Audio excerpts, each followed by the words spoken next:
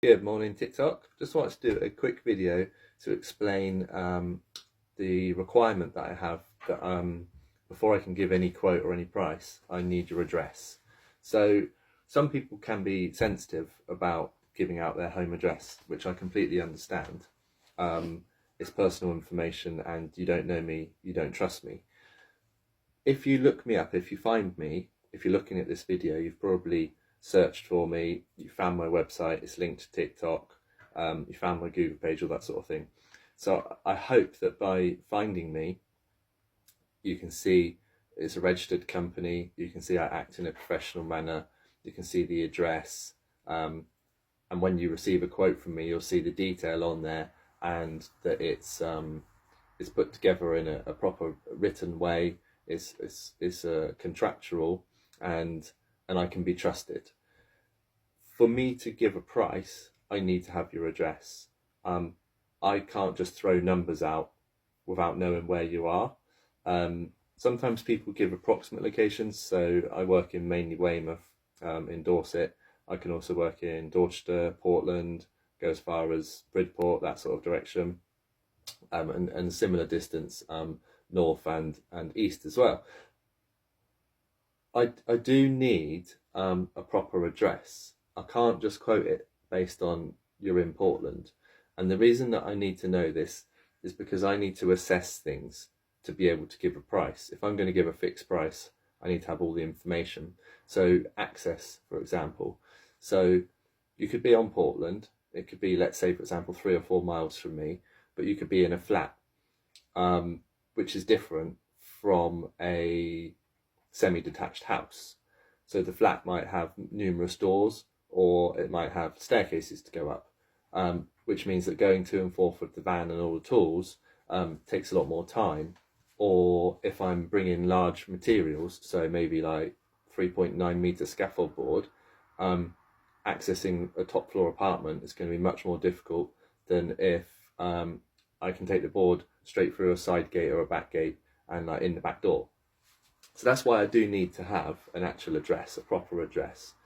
I also need to assess, based on that exact address, I need to assess parking. So regardless of whether you're in a flat or a semi-detached house, how close can I park? Are you in the town centre where I've got to pay to park? Are you in an area which is a one-way street and potentially lots of congestion and lots of parking down both sides so that I can't park very close? So again, I'm assessing how long it's going to take me to get to and from your property with all the tools and the materials. The other thing that I need to look at is journey time. So time travel. I'm not Doctor Who. Sadly, I can't jump in the TARDIS and arrive at your house with all the tools in my back pocket, though I would love to.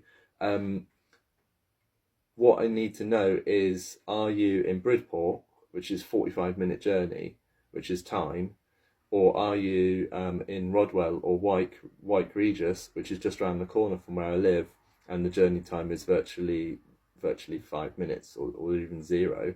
So that's not only about time, but it's also about diesel. And obviously everybody knows with diesel and petrol prices going up recently, this is a serious cost. When it's jobs that are like 7 or 8 miles, it doesn't sound like very far, but you go there and back every day, it could be £50 a week on diesel.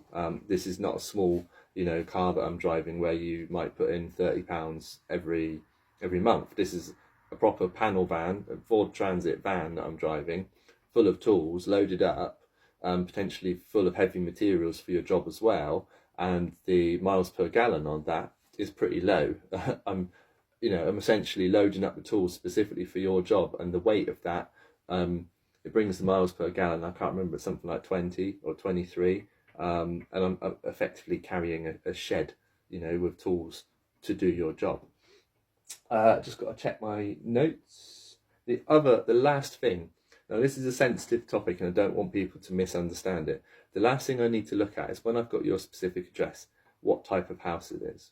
Now, I've heard of people doing postcode pricing. So they say, when I was living in London, Chelsea, Kensington, they're you know, nice postcodes. Belgravia, you know, proper, you know, it's where the diplomats and the kings and queens live, the presidents, you know, that sort of thing. I don't do postcode pricing based on, oh, you're in a nice area. What I do need to look at is what type of house you've got. Because from the outside, from a Google image, or from the type of house or the location you're in, that can give me an idea of the type of quality that you're going to need. Now, I'm not saying that I do low quality jobs on a house that doesn't look nice. That's rude, and that's not the way I work. But if I look at a house and it is extremely high spec, it's just been built yesterday, you know, it's brand new and it's done to a very high specification, I'm going to need more care not to damage anything. I'm going to need more attention to the job.